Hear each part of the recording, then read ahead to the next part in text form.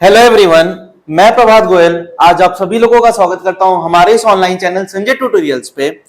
आज मैं यहां पे आप लोगों के लिए लेके आया हूं जो हमारा दीनदयाल उपाध्याय गोरखपुर यूनिवर्सिटी का जो बीकॉम फर्स्ट ईयर का सेकेंड सेमेस्टर का पेपर है बिजनेस मैनेजमेंट, उसका जो 2023 यानी पिछले साल जो पेपर हुआ था उसका यहाँ पे आज हम लोग जो है उसी पेपर के एमसीक्यूज डिस्कशन करेंगे, क्योंकि हो सकता है अभी जो कुछ दिनों बाद 2024 के जो पेपर्स हैं इसमें से कुछ क्वेश्चंस आप लोगों के रिपीट हो सकते हैं।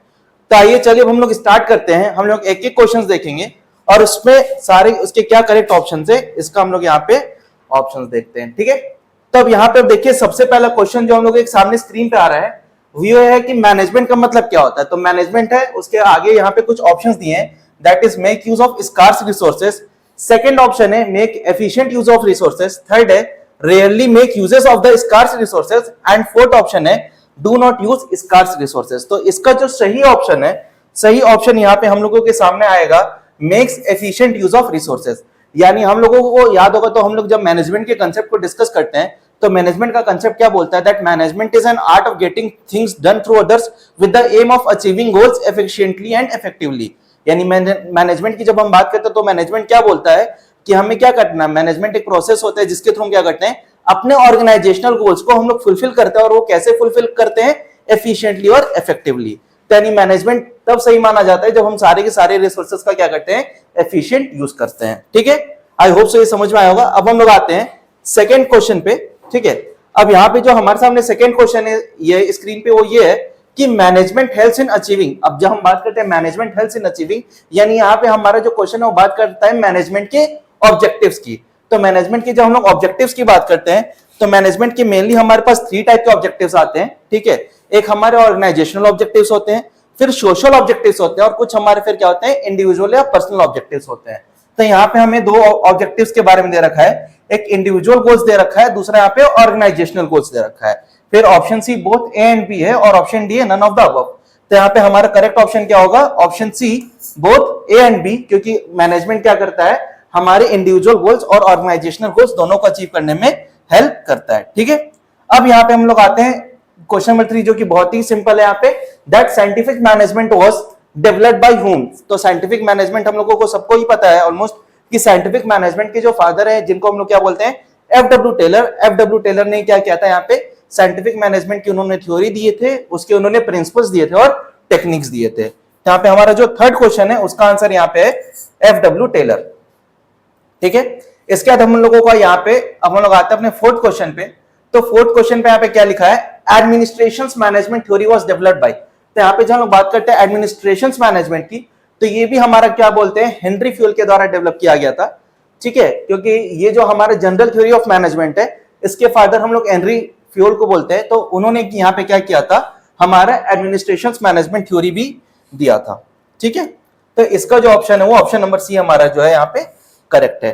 ठीक है, उसके बाद हम लोग आते हैं अब यहाँ पे अपने क्वेश्चन नंबर 5 पे, जो कि यहाँ पे बात करता है new classical approach of management को हम लोग क्या बोलते हैं। तो ये न्यू क्लासिकल जो मैनेजमेंट था ये हमारा एल्टन मायो के द्वारा दिया गया था और यहाँ पे जो है इसको हम लोग human relation theory of management भी बोलते हैं। समझ में आ रहा है? तो यहाँ पे देखिए कंफ्यूजन के अलग अलग ऑप्शंस भी दे रखा है, relation theory of management, human management theory, human theory, but जो हमारा इसका जो सही नाम है वो क्या हो जाता है, ह्यूमन रिलेशंस थ्योरी, जहां पे हम लोगों ने जो है ह्यूमन रिलेशंस के बारे में स्टडी करते हुए ये थ्योरी इन्होंने दी थी। ठीक है, और ये थ्योरी हमारी ह्यूमन बिहेवियर के ऊपर बेस्ड थी।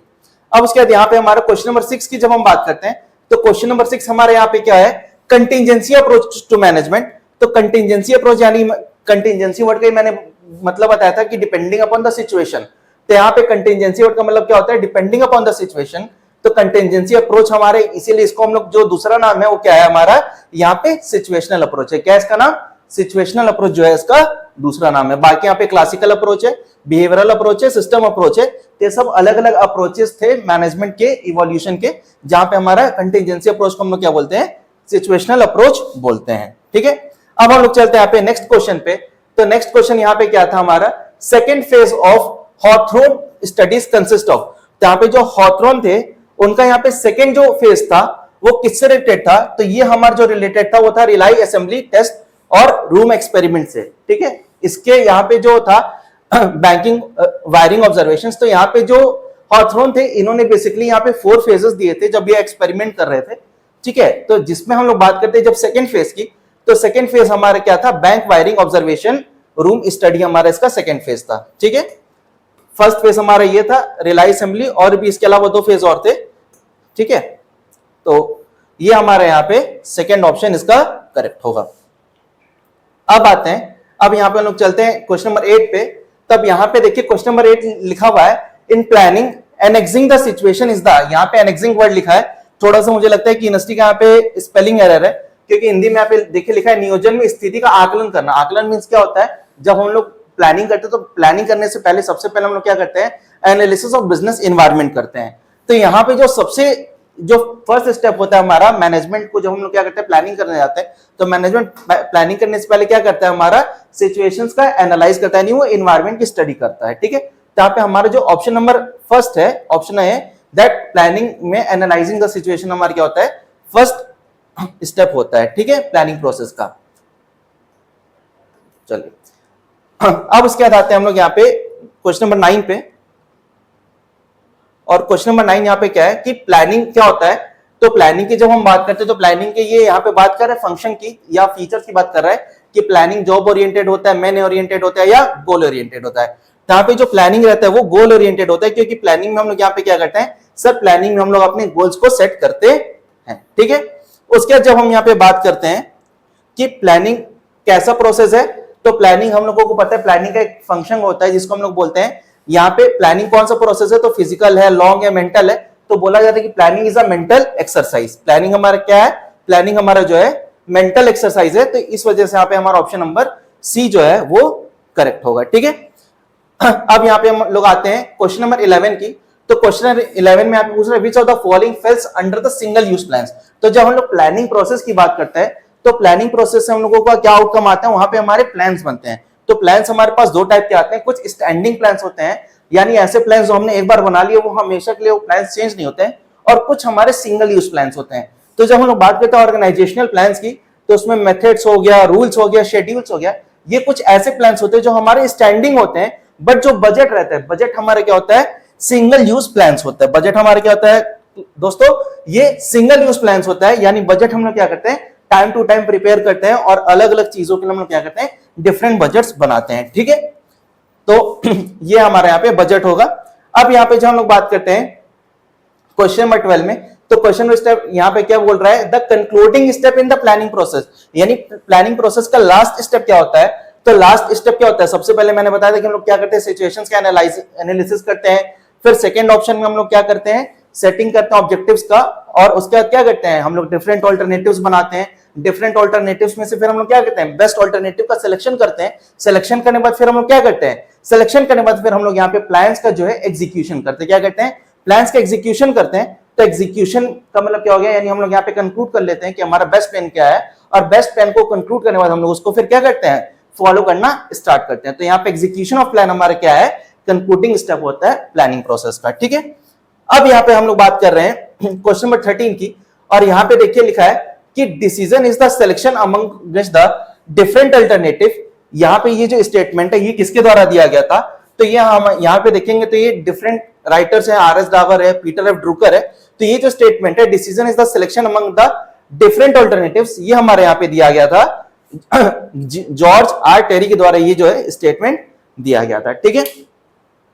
अब यहाँ पे बात करते हैं the concept of bounded rationality. तो बाउंडेड रैशनैलिटी जो है ये किसके द्वारा दी गई थी, तो ये भी यहाँ पे जो है हमारा हर्बर्ट ए साइमन के द्वारा ये बाउंडेड रैशनैलिटी का कंसेप्ट दिया गया था, जहां पे इन्होंने बाउंडेड रैशनैलिटी क्या होती है इसके बारे में इन्होंने एक्सप्लेन किया था, ठीक है।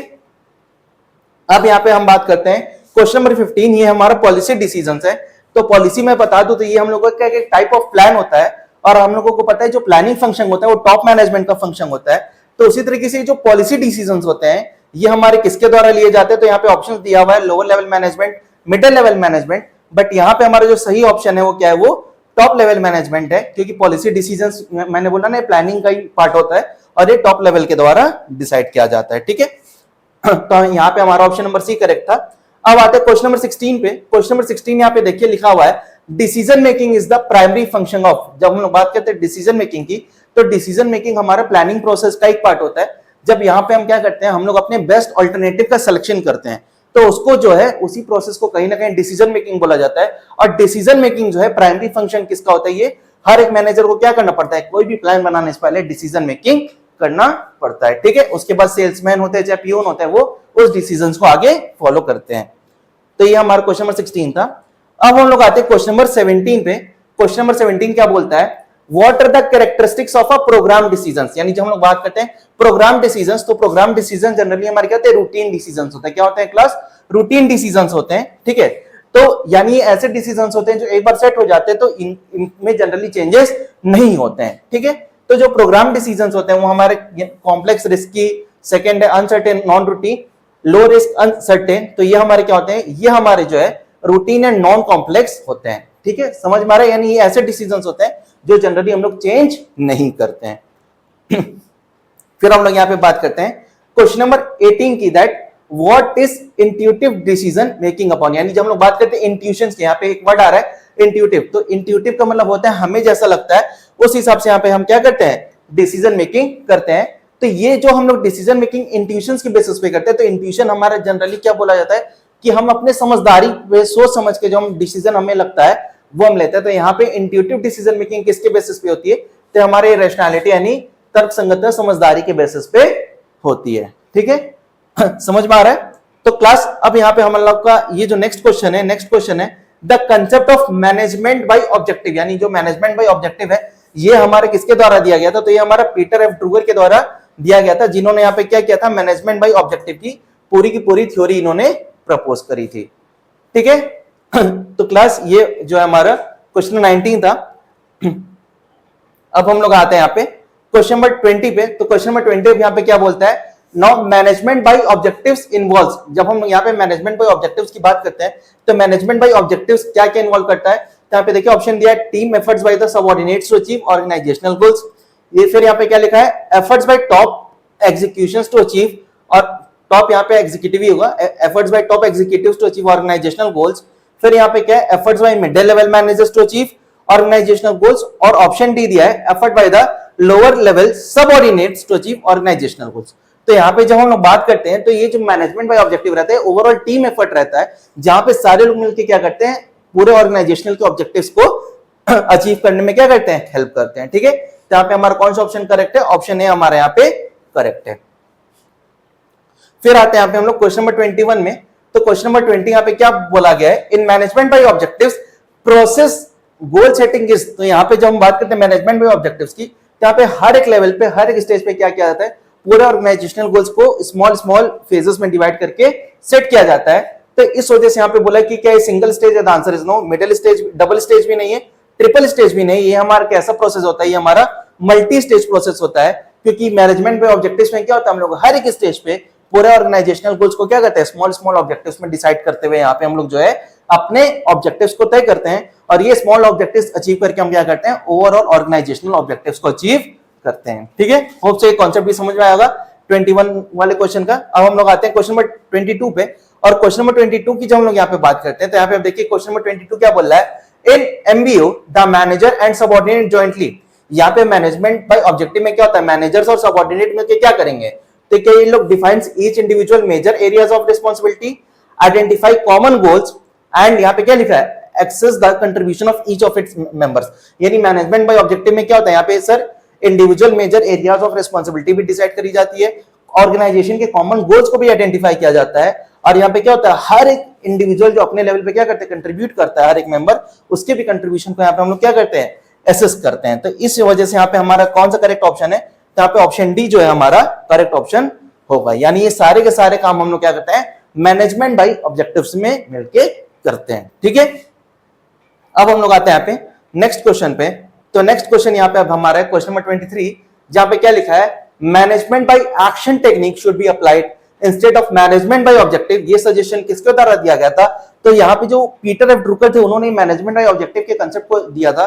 तो जब वो इसके बारे में स्टडी कर रहे थे तो लेटेस्टली उन्होंने जब डेवलप किया तो उन्होंने बोला कि मैनेजमेंट बाय ऑब्जेक्टिव को हम लोग अगर बेटर वर्ड हम लोग किससे रिप्लेस कर सकते हैं, यहाँ पे मैनेजमेंट में एक्शन से रिप्लेस कर सकते हैं। यानी यहाँ पे क्या होता है कि मैनेजमेंट लोग एक्चुअल क्या, ये एक एक्शन है, ये एक वर्क है जो कि मिलकर लोग क्या करते हैं, परफॉर्म करते हैं towards the achievement of organisational goals. तो इस वजह से ये यहाँ पे मैनेजमेंट बाय एक्शन जो है वर्ड हमारा मैनेजमेंट बाय ऑब्जेक्टिव की जगह यूज होना चाहिए। ये भी कंसेप्ट किसने दिया था, पीटर एफ ड्रुकर ने यहाँ पे दिया था। तो होप से ये भी समझ में आया होगा आप लोगों को। अब यहाँ पे हम लोग बात करते हैं क्वेश्चन नंबर 24 की। तो क्वेश्चन नंबर 24 यहाँ पे लिखा है when the word organisation is used as a verb. Work का मतलब क्या होता है, जब कोई क्रिया होता है, कोई काम होता है, उसको हम लोग क्या करते हैं, वर्क की तरीके से रिप्रेजेंट करते हैं। तो हमें पता होगा कि जब हम लोग मैनेजमेंट के फंक्शंस की बात करते हैं तो प्लानिंग बात क्या होता है, सेकंड फंक्शन हमारा ऑर्गेनाइजिंग होता है। और ऑर्गेनाइजिंग फंक्शन का रिजल्ट ही होता है कि हमको क्या होता है, एक ऑर्गेनाइजेशन, एक ऑर्गेनाइजेशनल स्ट्रक्चर बन के मिलता है। यहाँ पे जब हम लोग जो है ऑर्गेनाइजेशन का सेंस किस सेंस में बात करते हैं, वर्ब के सेंस में बात करते हैं, क्रिया के सेंस में बात करते हैं। तो उस केस में यहाँ पे क्या होता है, ऑर्गेनाइजेशन मींस फंक्शन। ऑर्गेनाइजेशन यहाँ पे क्या होता है, एक फंक्शन होता है, एक वर्क होता है जो कि लोग क्या करते हैं, परफॉर्म करते हैं। होप से ये भी समझ में आया होगा। अब यहाँ पे लिखा हुआ है, ये क्वेश्चन नंबर 25 है, रिस्पॉन्सिबिलिटी ऑलवेज फ्लोज फ्रॉम। तो रिस्पॉन्सिबिलिटी ऑलवेज फ्लोज फ्रॉम जो कॉन्सेप्ट है, ये कॉन्सेप्ट हमारे निकल के आता है जो कि हम लोग पढ़ते हैं हमारे ऑर्गेनाइजिंग के कंसेप्ट में। यहाँ पे आता है हमारा अथॉरिटी, रिस्पॉन्सिबिलिटी और अकाउंटेबिलिटी रिलेशनशिप। तो रिस्पॉन्सिबिलिटी का मतलब क्या होता है, रिस्पॉन्सिबिलिटी का मतलब होता है किसी काम को करने के लिए जो हम क्या करते हैं, ऑब्लिगेशन लेते हैं, जिम्मेदारी लेते हैं। तो यहाँ पे रिस्पॉन्सिबिलिटी जो है कौन किसको देता है, तो रिस्पॉन्सिबिलिटी यहाँ पे जनरली क्या होता है, जो सबऑर्डिनेट होता है वो क्या करता है, वो सुपीरियर से रिस्पॉन्सिबिलिटी लेता है। यानी जो रिस्पॉन्सिबिलिटी है वो फ्लो करती है कहां से कहां, ये फ्लो करती है सबऑर्डिनेट टू सुपीरियर। समझ में आ रहा है क्लास। तो ये हमारे यहाँ पे इसका कौन सा ऑप्शन करेक्ट है, ऑप्शन नंबर बी करेक्ट है। उसी से रिलेटेड देखेंगे तो नेक्स्ट क्वेश्चन भी हमारे यहाँ पे दे रखा है जो कि अथॉरिटीज ऑलवेज फ्लोज फ्रॉम। जैसे मैंने बोला कि रिस्पॉन्सिबिलिटी हमारी फ्लो कहां से होती है, तो सबऑर्डिनेट टू सुपीरियर फ्लो होती है। उसी तरीके से जो अथॉरिटी थी, अथॉरिटी का मतलब क्या होता है, पावर टू टेक डिसीजन। तो अथॉरिटी कौन किसको पास करता है, तो अथॉरिटी जो सुपीरियर्स होते हैं वो अपने सबऑर्डिनेट्स को पास करते हैं। तो यहाँ पे हमारा कौन सा ऑप्शन करेक्ट है, यहाँ पे हमारा ऑप्शन नंबर ए करेक्ट है, that is superior to subordinate. तो ये क्वेश्चन आप लोगों का मोस्ट चांसेस है कि इस बार भी पूछे, तो इसमें कंफ्यूज मत होइएगा। मैं फिर से रिपीट कर रहा हूं कि जो रिस्पॉन्सिबिलिटी वो कहां से कहां फ्लो करती है, तो रिस्पॉन्सिबिलिटी हमारा सबऑर्डिनेट से ऊपर यानी सुपीरियर की तरफ फ्लो करती है। यानी यहाँ पे क्या होता है, जो सबऑर्डिनेट रहता है वो किसके प्रति जिम्मेदार होता है, वो यहाँ पे जो है सबऑर्डिनेट अपने सुपीरियर के प्रति क्या होता है, जिम्मेदार होता है। यहाँ पे इसी से रिलेटेड एक और कंसेप्ट आता है जिसको हम लोग बोलते हैं अकाउंटेबिलिटी। तो अकाउंटेबिलिटी का मतलब होता है जवाबदेही। तो जवाबदेही भी कौन किसको देता है, तो जवाबदेही भी यहाँ पे जो हमारा सबऑर्डिनेट रहता है वो अपने से ऊपर वाले यानी सुपीरियर को क्या करता है, वो जवाबदेह होता है। समझ में आ रहा है। और वही दूसरी बात जो हमारा अथॉरिटी होता है, अथॉरिटी कहां से कहां फ्लो होता है, तो अथॉरिटी हमारा यहाँ पे टॉप से मिडिल या लोअर लेवल के तरफ फ्लो होता है। यानी ये किससे फ्लो होता है, ये हमारा सुपीरियर से सबऑर्डिनेट की तरफ फ्लो होता है। तो ये कंसेप्ट इंपॉर्टेंट है, इस वजह से यहाँ पे थोड़ा सा हमने इसका डिस्कशन किया। अब आते हैं हम लोग यहाँ पे अपने नेक्स्ट क्वेश्चन पे, जो कि यहाँ पे क्या लिखा है, सोर्स ऑफ अथॉरिटी। तो सोर्स ऑफ अथॉरिटी हमारा क्या होता है, तो यहाँ पे जब हम बात करते हैं तो अथॉरिटी यहाँ पे अभी मैंने बोला कि सुपीरियर से सबऑर्डिनेट की तरफ आती है। और अथॉरिटी हमेशा क्या होता है, अथॉरिटी जो पावर टू टेक डिसीजन होता है वो हमेशा क्या होता है, वो हमेशा फॉर्मल होता है, वो हमेशा क्या होता है, फॉर्मल होता है। समझ में आ रहा है क्लास। अब यहाँ पे जो नेक्स्ट क्वेश्चन है वो हमारे सोर्सेस ऑफ पावर। यानी जब हम लोग बात करते हैं पावर की, तो देखिए यहाँ पे बहुत ही छोटा डिफरेंस होता है हमारा अथॉरिटी में और पावर में। यहाँ पे क्या होता है, हमारा बहुत ही छोटा डिफरेंस होता है अथॉरिटी और पावर में। तो पावर मतलब क्या होता है, पावर कई बार इनफॉर्मल भी डेवलप होता है। यानी जब ऑर्गेनाइजेशंस में क्या होता है, कुछ ऐसे एम्प्लॉइज या मैनेजर्स क्या होता है, जब वो काफी टाइम से वर्क करते हैं तो उनके क्या होता है, इंटरनल कुछ सोर्सेस बन जाते हैं, इंटरनल उनका इनफॉर्मल रिलेशंस बन जाता है। तो पावर यहाँ पे क्या होता है, हमारा फॉर्मल भी हो सकता है और इनफॉर्मल भी हो सकता है। इसलिए यहाँ पे जो हमारा ऑप्शन है वो कौन सा करेक्ट है, तो सोर्सेस ऑफ पावर हमारा फॉर्मल भी होता है, इनफॉर्मल भी होता है। तो यहाँ पे हमारा क्या है, option number C, that is both of the above, A and B is correct. Hope से कंसेप्ट भी समझ में आएगा। अब देखिए यहाँ पे हमारा जो है क्वेश्चन नंबर यहाँ पे जो है 29 है। 29 यहाँ पे बात करता है अकाउंटेबिलिटी मींस। तो अकाउंटेबिलिटी का भी मैंने कुछ देर पहले भी डिस्कशन किया था कि अकाउंटेबिलिटी मींस क्या होता है, पावर टू टेक डिसीजन। तो यहाँ पे पावर टू अकाउंटेबिलिटी मींस क्या होता है, जवाबदेही होता है। तो यहाँ पे नहीं, अकाउंटेबिलिटी मींस यहाँ पे अथॉरिटी है, रिस्पॉन्सिबिलिटी पावर है। तो इनमें से कुछ भी जो है यहाँ पे हमारा अकाउंटेबिलिटी को रिप्रेजेंट नहीं करता है। इस वजह से यहाँ पे हमारा कौन सा ऑप्शन करेक्ट है, तो यहाँ पे जो है हमारा ऑप्शन नंबर डी करेक्ट है, that is none of the above. ठीक है, समझ में आ रहा है सबको। चलिए अब उसके बाद यहाँ पे जब हम बात करते हैं तो हमारा अब यहाँ पे आता है question number 30, that is authority originates at. अब यहाँ पे अभी हम लोगों ने कुछ देर पहले अभी बताया था कि अथॉरिटी कहां से फ्लो होती है, तो अथॉरिटी मैंने बताया था कि सुपीरियर से सबऑर्डिनेट की तरफ फ्लो होती है, यानी कहां से फ्लो हो रही है, ये सर हमारे टॉप मैनेजमेंट से फ्लो होती है। कहां से फ्लो होती है ये, और अथॉरिटी कहां ओरिजिनेट होती है, ये हमारी टॉप लेवल पे ओरिजिनेट होती है, और उसके बाद इसको क्या किया जाता है, अलग अलग लेवल पे इसको डिस्ट्रीब्यूट किया जाता है। तो यहाँ पे authority originate at where, it originates at top level. समझ में आया सबको। अब उसके बाद यहाँ पे हम लोग आते हैं अपने क्वेश्चन नंबर 31 पे, और यहाँ पे देखिए यहाँ पे लिखा है क्वेश्चन नंबर 31, तो ये भी देखिए हमारा अथॉरिटी रिस्पॉन्सिबिलिटी रिलेशनशिप से है, जहां पे अभी मैंने कुछ देर पहले बताया कि अथॉरिटी रिस्पॉन्सिबिलिटी हमेशा हमारी क्या होनी चाहिए, इक्वल होनी चाहिए। यानी अथॉरिटी मींस क्या होता है, power to take decision, responsibility means what, obligation to do a work. तो यहाँ पे बोला जाता है कि ऑर्गेनाइजेशंस में जब हम किसी को क्या करते हैं, रिस्पॉन्सिबिलिटी सौंपते हैं, काम सौंपते हैं, तो हमें क्या करना पड़ता है, हमें उसकी इक्वल में क्या करना पड़ता है, लोगों को पावर टू टेक डिसीजंस भी देना पड़ता है। क्यों ऐसा देना जरूरी है, क्योंकि जब हम किसी को रिस्पॉन्सिबिलिटी देते हैं और अगर उसके बराबर अगर हम अथॉरिटी नहीं देते हैं, तो वहां पे क्या होता है, कहीं ना कहीं अगर यहाँ पे क्या हो जाएगा, अगर यहाँ पे रिस्पॉन्सिबिलिटी अथॉरिटी से ज्यादा हो जाएगी, क्या हो जाएगी, रिस्पॉन्सिबिलिटी अगर अथॉरिटी से ज्यादा हो जाएगी, तो वर्कर्स वहां पे क्या हो जाते हैं, ओवरबर्डन हो सकते हैं, यानी उनके पास उनके ऊपर काम का बोझ बहुत ज्यादा आ जाएगा, जिससे वो एफिशिएंटली अपने टास्क को परफॉर्म नहीं कर पाएंगे। और दूसरी जगह अगर यहाँ पे अथॉरिटी हमारी रिस्पॉन्सिबिलिटी से ज्यादा हो जाएगी, तो वहां पे क्या हो सकता है, एक एम्प्लॉय अपने अथॉरिटी का, अपने पावर का क्या कर सकता है, मिसयूज हो कर सकता है। इस वजह से यहाँ पे अथॉरिटी और रिस्पॉन्सिबिलिटी दोनों एक दूसरे के क्या होने चाहिए, कॉम्प्लीमेंट्री होने चाहिए। क्या होने चाहिए, कॉम्प्लीमेंट्री, यानी इक्वल होने चाहिए। समझ में आ रहा है सबको। तो यहाँ पे हमारा कौन सा ऑप्शन करेक्ट है, ऑप्शन ए सप्लीमेंट्री है, बी कॉम्प्लीमेंट्री है, सी है कॉन्ट्राडिक्टरी। तो यहाँ पे हमारा अथॉरिटी और रिस्पॉन्सिबिलिटी क्या होना चाहिए, ये कॉम्प्लीमेंट्री होना चाहिए। होप से ये कंसेप्ट भी समझ में आया होगा। फिर यहाँ पे जो है जब हम बात करते हैं तो अथॉरिटी, अब यहाँ पे देखिए अथॉरिटी से रिलेटेड एक और क्वेश्चन है, that authority is the right to give dash and the power to enact obedience. यानी यहाँ पे अथॉरिटी भाई किस चीज का राइट होता है, तो authority is the give to right order. यानी ये क्या होता है, ये सुपीरियर के पास क्या रहता है, एक राइट रहता है, एक अधिकार रहता है, जिसको यूज करके वो क्या करता है, अपने से नीचे वालों को, सबऑर्डिनेट्स को क्या करता है, ऑर्डर देता है, और उनसे किसकी उम्मीद करता है, ओबीडियंस की उम्मीद करता है, उनसे पालन करवाने की, उस कार्य को वो उम्मीद करता है। तो होप से ये क्वेश्चन भी समझ में आएगा। यानी अथॉरिटी, रिस्पॉन्सिबिलिटी और अकाउंटेबिलिटी के इंपॉर्टेंट कंसेप्ट है, इसको एक बार पेपर से पहले आप लोग अच्छे से करके जाइएगा, इससे फिर से जो है ऐसे 3-4 क्वेश्चंस देखने के लिए इस बार भी उम्मीद है। अब हम लोग आते हैं ऑर्गेनाइजिंग में एक और कंसेप्ट आता है, डिसेंट्रलाइजेशन। तो डिसेंट्रलाइजेशन का यहाँ पे हम लोग कंसेप्ट डिस्कस कर रहे हैं। तो डिसेंट्रलाइजेशन का मतलब क्या होता है, जब हमारे ऑर्गेनाइजेशंस में पूरे वर्कों को क्या किया जाता है, हर एक लेवल पे थोड़े थोड़े भागों में क्या किया जाता है, जब उसको इक्वली या एक यूनिफॉर्म वे में क्या करते हैं, जब हम लोग ऑर्गेनाइजेशनल गोल्स को हर एक लेवल पे हम लोग यूनिफॉर्म लेवल पे जब क्या करते हैं, डिफरेंट टास्क बना के क्या करते हैं, डिवाइड करते हैं, उसी प्रोसेस को हम लोग क्या बोलते हैं, डिसेंट्रलाइजेशन। तो डिसेंट्रलाइजेशन क्यों किया जाता है, जिससे हमारे जो चीफ एग्जीक्यूटिव्स होते हैं, जो टॉप एग्जीक्यूटिव्स होते हैं, उनका बर्डन कम हो सके, और साथ ही साथ इससे क्या होता है, यहाँ पे हमारा उसके बाद देखेंगे इंक्रीज, तो हमारे बर्डन इंक्रीज नहीं करता है। और ऑप्शन सी क्या है, बोथ ऑफ द अबव, और option D none of the above. तो हमारे यहाँ पे करेक्ट ऑप्शन क्या होगा, option A, that it reduces the burden of chief executives. समझ में आ रहा है क्लास। अब यहाँ पे हम बात करते हैं एडमिनिस्ट्रेटिव कॉस्ट इन डिसेंट्रलाइजेशन। अब देखो जब हम लोग बात करते हैं तो एक डिसएडवांटेज की बात कर रहे हैं, नहीं एडमिनिस्ट्रेटिव कॉस्ट की जब हम बात करते हैं, तो एडमिनिस्ट्रेटिव कॉस्ट यहाँ पे क्या होता है, जब डिसेंट्रलाइजेशन होता है, तो इस केस में कहीं ना कहीं हमें यहाँ पे एडमिनिस्ट्रेशन हमारा प्रॉपर होना चाहिए, क्योंकि यहाँ पे हम क्या करते हैं, हर एक लेवल पे वर्क को डिवाइड करते हैं, तो हर एक लेवल पे हमें क्या करना पड़ता है, उतनी अथॉरिटी, उतनी रिस्पॉन्सिबिलिटी, उतनी अकाउंटेबिलिटी स्टैब्लिश करनी पड़ती है, जिससे क्या होता है, कहीं ना कहीं हमारे एडमिनिस्ट्रेशन का कॉस्ट क्या होता है, हाई जाता है। किस केस में, इन डिसेंट्रलाइजेशन ऑर्गेनाइजेशनल स्ट्रक्चर। समझ में आया सबको।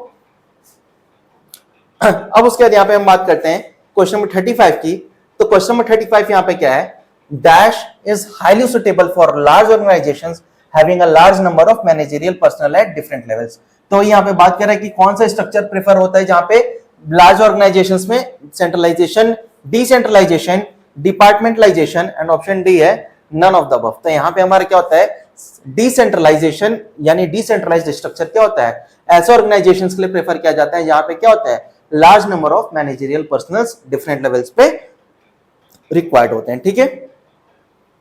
अब यहाँ पे क्वेश्चन नंबर 36 भी इसी से रिलेटेड है, that concentration of authority of decision making at top levels of management is known as. तो जब हम लोग बात करते हैं, अभी हम लोगों ने डिसेंट्रलाइजेशन की बात करी, तो डिसेंट्रलाइजेशन का ही अपोजिट होता है centralization. Centralization means what? Concentration of authority at the few hands और at the top levels of management.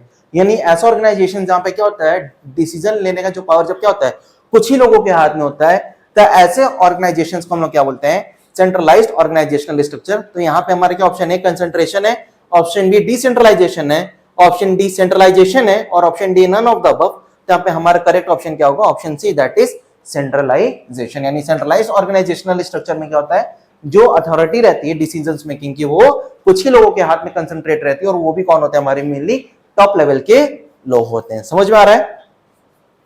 अब यहाँ पे हम अपने नेक्स्ट क्वेश्चन पे चलते हैं। तो नेक्स्ट क्वेश्चन यहाँ पे क्या है? Departmentation on the basis of product. जब यहाँ पे हम लोग बात करते हैं अपने ऑर्गेनाइजिंग प्रोसेस की, तो ऑर्गेनाइजिंग प्रोसेस में सबसे पहले क्या होता है? Identification and division of work. उसके बाद सेकंड स्टेप क्या होता है? Assignment of duties. तो जब हम क्या करते हैं, जब हम लोग अपने वर्क को डिवाइड कर लेते हैं, लोगों को जब ड्यूटीज असाइन कर देते हैं, तो उसके जब हम लोग क्या करते हैं, सिमिलर एक्टिविटीज को जब हम लोग एक जगह ग्रुप करते हैं, तो उस प्रोसेस को बोला जाता है डिपार्टमेंटेशन। तो डिपार्टमेंटेशन हमारा दो तरीके से होता है, एक फंक्शंस के बेसिस पे होता है, तो उसको हम लोग क्या बोलते हैं? फंक्शनल डिपार्टमेंटेशन। और क्या होता है दूसरा, जब हम अपने प्रोडक्ट्स के बेसिस पे करते हैं, तो उसको हम लोग क्या बोलते हैं? प्रोडक्ट डिपार्टमेंटेशन। तो यहाँ पे क्या लिखा है? डिपार्टमेंटेशन ऑन द प्रोसेस जो है कब प्रेफर किया जाता है? जब ऑर्गेनाइजेशंस के पास क्या होते हैं? मल्टीपल प्रोडक्ट्स होते हैं। क्या होते हैं? मल्टीपल प्रोडक्ट्स होते हैं। तो उस केस में हम लोग वहां पे डिपार्टमेंटेशन कैसे करते हैं? On the basis of product. जैसे आपको पता होगा, जो आज की डेट में जो कॉन्ग्लोमरेट ऑर्गेनाइजेशंस हैं, जो बड़ी बड़ी कंपनीज हैं, जैसे टाटा है, रिलायंस है, तो उनके कई सारे प्रोडक्ट्स आते हैं। तो ये आज की डेट में डिपार्टमेंटेशन अपना कैसे करते हैं? अपने प्रोडक्ट्स के हिसाब से ये डिफरेंट डिपार्टमेंट्स प्रिपेयर करते हैं। तो यहाँ पे कौन सा ऑप्शन करेक्ट होगा? Multi product organizations. Option B है national level organization, option C public utilities. तो ये सब इसके ऑप्शन सही नहीं है। यहाँ पे ऑप्शन ए हमारा करेक्ट है, मल्टी प्रोडक्ट ऑर्गेनाइजेशन, जो कि आपको यहाँ पे नाम से ही पता चल जा रहा है। फिर आते हम लोग यहाँ पे क्वेश्चन 38 पे। तो यहाँ पे लिखा है which kind of business should use departmentation. तो यहाँ पे हम लोग जब बात करते हैं तो डिपार्टमेंटेशन जनरली कौन करता है? तो जो हमारे लार्ज ऑर्गेनाइजेशंस रहते हैं वो क्या करते हैं? यहाँ पे डिपार्टमेंटेशन करते हैं। हालांकि आज के डेट में स्मॉल और मीडियम भी क्या कर रहे हैं? अपने स्मॉल डिपार्टमेंट्स बना के वर्क को क्या करते हैं? डिवाइड कर देते हैं। बट प्रैक्टिकली अगर हम मोस्टली बात करते हैं तो जो लार्ज ऑर्गेनाइजेशंस रहते हैं वो डिपार्टमेंटेशन को यूज करते ही करते हैं। समझ में आ रहा है? अब उसके बाद यहाँ पे हम आते हैं अपने क्वेश्चन नंबर 39 पे, जो कि ये है among there which is the limitation of departmentation based upon products. यहाँ पे जब हम लोग बात करते हैं प्रोडक्ट्स के बेसिस पे,